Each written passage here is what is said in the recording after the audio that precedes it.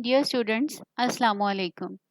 आज हम स्टार्ट करने जा रहे हैं सेकेंड ईयर का सिलेबस। सेकेंड ईयर के सिलेबस को हम स्टार्ट करेंगे chapter number 7 fundamental principles of organic chemistry से। The term fundamental mean basic, यानी इस चैप्टर में हम ऑर्गेनिक केमिस्ट्री के बारे में बुनियादी बातें जानेंगे। सबसे पहले क्लास इस चैप्टर में हम इंट्रोडक्शन देखेंगे कि व्हाट आर ऑर्गेनिक कंपाउंड्स, यानी क्या चीज़ है, क्या बेस है जिस पे ऑर्गेनिक और इनऑर्गेनिक कंपाउंड्स जो हैं इनको डिफरेंशिएट किया गया है। तो क्लास 200 स्टूडेंट्स 200 साल पहले ही केमिस्ट जो हैं उन्होंने ये रिकॉग्नाइज कर लिया था कि ऑर्गेनिक कंपाउंड्स जो हैं ये एक अलग क्लास है, जबकि जो इनऑर्गेनिक कंपाउंड्स हैं ये अलग क्लास है। और ये डिस्टिंक्शन जो थी ये थी on the basis of difference in their origin and in their properties. The difference in origin mean कि ये कहाँ से आइसोलेट किए गए हैं, कहाँ से हासिल किए गए हैं, ऑर्गेनिक कंपाउंड्स कहाँ से लिए गए हैं और इनऑर्गेनिक कंपाउंड्स कहाँ से लिए गए हैं। तो इस डेफिनेशन के मुताबिक ऑर्गेनिक कंपाउंड्स जो हैं वो उन कंपाउंड्स को कहा जाता है जो कि लिविंग ऑर्गेनिज्म से, लिविंग थिंग से या लिविंग सोर्सेज से हासिल किए जाएं। अब लिविंग सोर्सेज क्या क्या हैं? लिविंग सोर्सेज में प्लांट्स आ जाते हैं, एनिमल्स आ जाते हैं, इवन इसमें माइक्रो ऑर्गेनिजम्स भी आ जाते हैं। इसी तरह से इनऑर्गेनिक कंपाउंड्स उन कंपाउंड्स को कहा गया कि जो नॉन लिविंग सोर्सेज से हासिल किए जाते हैं। ठीक है, नॉन लिविंग सोर्सेज अब क्या क्या हैं?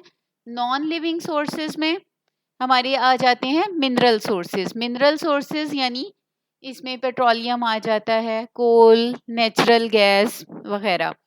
तो क्लास इसमें जो स्टूडेंट्स इसमें जो डिस्टिंक्शन की गई थी ऑर्गेनिक और इनऑर्गेनिक कंपाउंड की, इस डिस्टिंक्शन की एक वजह ये भी थी कि जो अर्ली केमिस्ट थे वो कभी भी ऑर्गेनिक कंपाउंड्स को लैब में सिंथेसाइज करने में कामयाब नहीं हुए थे। सिंथेसाइज करना यानी लैब में तैयार करना।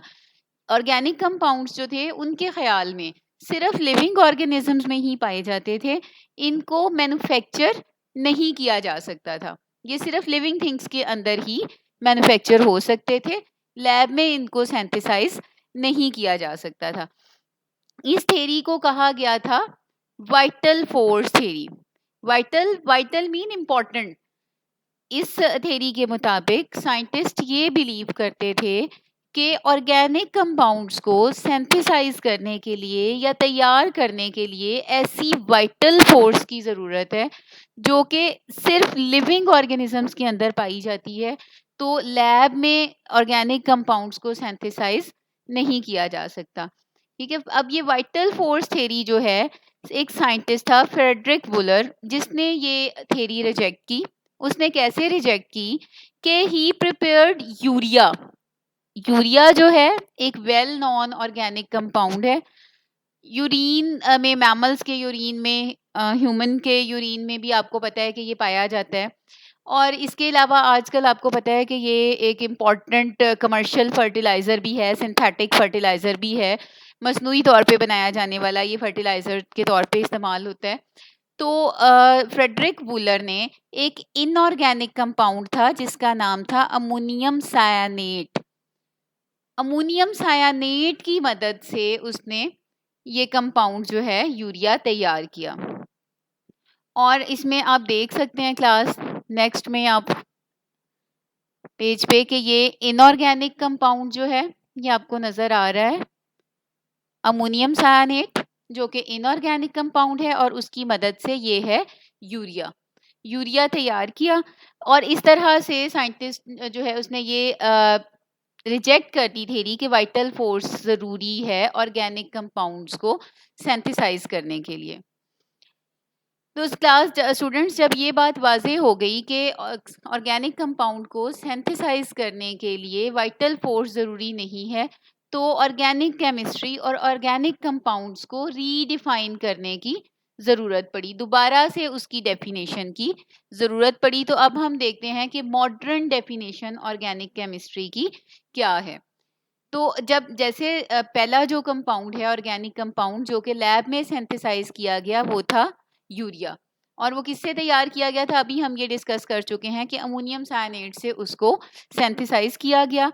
तो उस वक्त से लेकर अब तक मिलियंस की तादाद में, लाखों की तादाद में ऑर्गेनिक कंपाउंड्स जो हैं वो प्रिपेयर हो चुके हैं और एनालाइज किया उनको जा चुका है। एनालाइज मीन उनकी प्रॉपर्टीज डिटरमिन की जा चुकी हैं, उनका स्ट्रक्चर, उनकी physical properties, chemical properties and so on.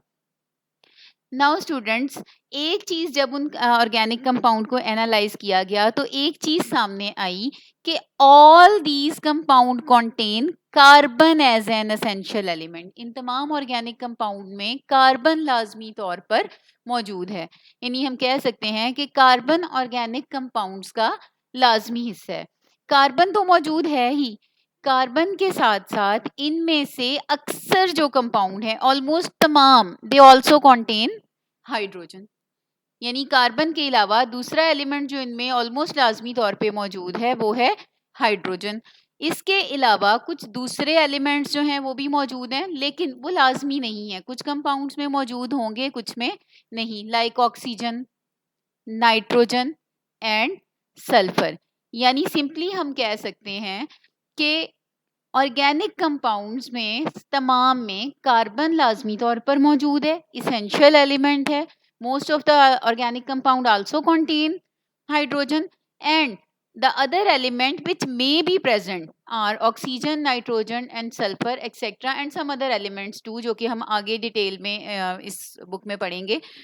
तो क्या हम कह सकते हैं कि वो तमाम कंपाउंड्स के जिनमें कार्बन मौजूद है वो ऑर्गेनिक कंपाउंड्स हैं? तो ऐसा नहीं है।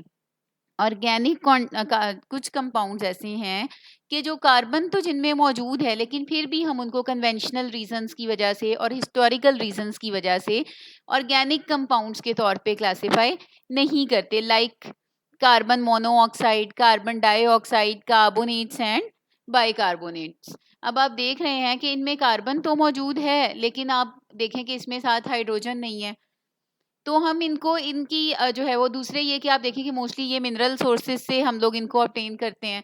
तो इस वजह से इन कंपाउंड्स को जो है कन्वेंशनल रीजंस की और हिस्टोरिकल रीजंस की वजह से हम इनऑर्गेनिक कंपाउंड्स के तौर पे स्टडी करते हैं। यानी कार्बन के oxides, carbon monoxide, carbon dioxide, carbonates and bicarbonates etcetera, ये कंपाउंड्स जो हैं ये इनऑर्गेनिक कंपाउंड के तौर पे स्टडी किए जाते हैं। इसी तरह से जब ऑर्गेनिक कंपाउंड्स को एनालाइज किया गया तो ये देखा गया कि जो केमिकल फोर्सेस ऑर्गेनिक कंपाउंड में मौजूद हैं वो बिल्कुल उसी तरह की हैं जैसी कि इनऑर्गेनिक कंपाउंड्स में पाई जाती थी। नाउ केमिकल फोर्सेस के बारे में आप फर्स्ट ईयर में पढ़ चुके हैं, different types of chemical bonds and intermolecular forces. तो ऑर्गेनिक कंपाउंड में मौजूद केमिकल फोर्सेस जो हैं वो इनऑर्गेनिक में पाए जाने वाली और केमिकल फोर्सेस की तरह ही थी। तो इससे ये इस चीज़ की ज़रूरत महसूस की गई कि जो ऑर्गेनिक केमिस्ट्री है और ऑर्गेनिक कंपाउंड्स जो हैं उनको दोबारा से डिफाइन किया जाए।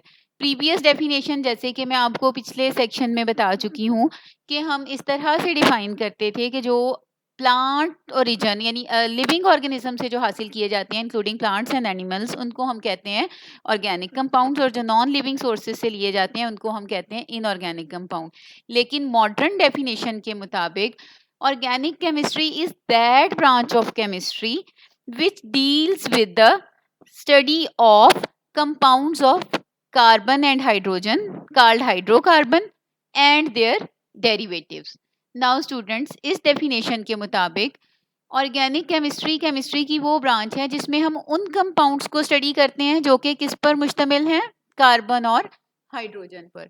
और जिन कंपाउंड्स में सिर्फ कार्बन और हाइड्रोजन होती है, कोई दूसरा एलिमेंट शामिल नहीं होता, उनको हम कहते हैं हाइड्रोकार्बन्स। तो सिंपली हम कह सकते हैं कि the study of hydrocarbon and their derivatives. What do you mean by derivatives? कि वो कंपाउंड जो इन हाइड्रोकार्बन्स की मदद से ड्राइव किए गए हैं, यानी उनमें आप कह सकते हैं कि एक हाइड्रोकार्बन में से कोई एक हाइड्रोजन या एक से ज़्यादा हाइड्रोजन आप हटा दें और उसकी जगह कोई दूसरा एटम या ग्रुप ऑफ एटम लगा दें, तो जो कंपाउंड हमारे पास आता है उसको हम कहते हैं डेरिवेटिव ऑफ हाइड्रोकार्बन। लाइक अगर आपने एक हाइड्रोकार्बन की कोई एक हाइड्रोजन हटाई और उसकी जगह हेलोजन लगा दी